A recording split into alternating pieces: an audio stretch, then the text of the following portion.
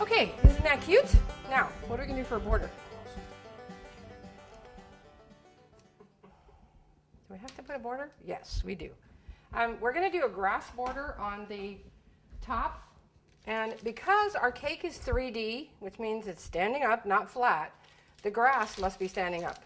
If you were doing a flat turkey, you know, piping a turkey flat on the cake, then you would want the grass to be flat as well. So keep that in mind. If you do flat grass, like this, that's flat grass, your turkey must be flat. So we don't have a flat turkey, so we're going to do straight up. So it's just build up and pull up.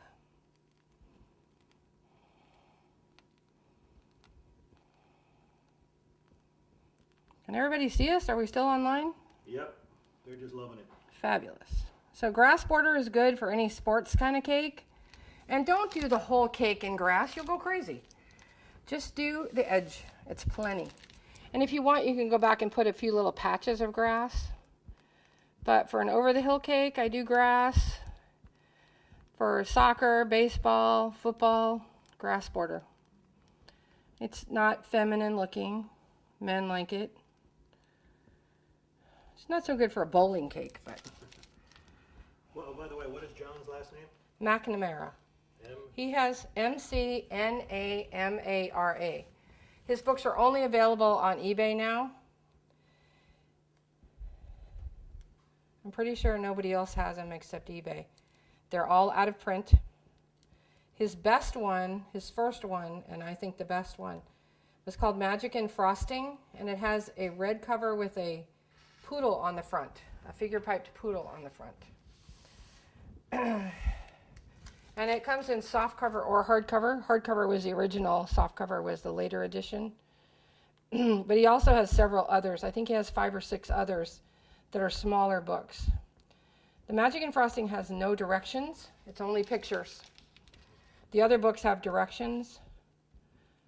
But once you learn the basics of figure piping, you don't need directions. You just do it. Okay, so there's our turkey.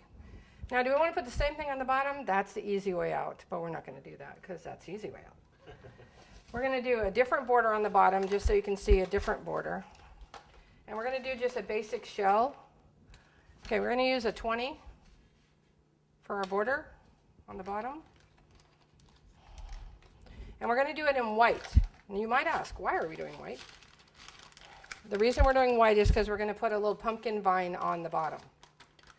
So you could easily do a grass border on the bottom, or you could do a solid color on the bottom. But because I want to show you this cool border, and I'm sure I didn't think it up. I think I copied it from somewhere. But I've been doing it for so many years, I can't remember where. I don't think I think up anything. Everything's a copy of something. Or I get the basic idea from somewhere else. So basic shell border. If you're lifting on your shell border, you should be beat. When you do border, build, build, build, and pull down. There's no lifting.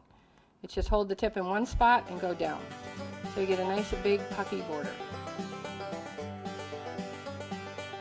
If your teacher taught you to lift, you need to go back and take classes somewhere else.